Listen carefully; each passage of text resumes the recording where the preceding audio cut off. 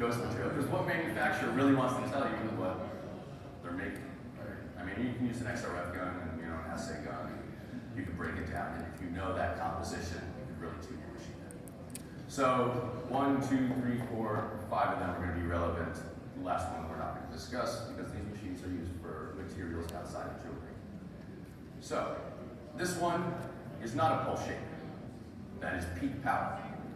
So what that means is if you set your machine to 20% power in 3 milliseconds, or you set it to 210 volts in 3 milliseconds, or 1.2 kilowatts in 20 seconds, each one of those shots is delivering that amount of energy, that amount of power every single time.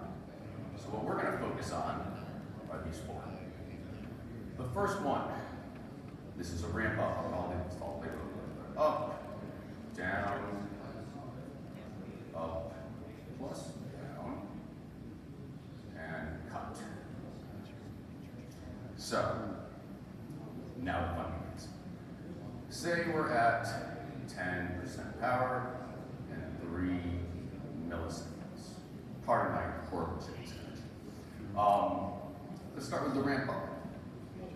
When you set your machine to a ramp up pulse shape, and I'll tell you, of course, when you want to use certain pulse shapes. When you set a ramp up pulse shape, you have your power and you have your time. So what is this shape doing to these settings right here? It's taking 10% power and it's splitting it up into 3 segments over 3 milliseconds, okay? With each and every shot.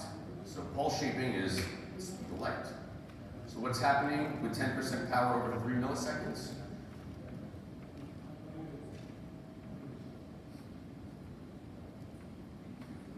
Splitting into 3 segments. So that 10% power is going to start off maybe about 3% power, then 6% power, and then 10% power. So over the course of 3 milliseconds, that energy, how hot the beam is getting, is ramping up.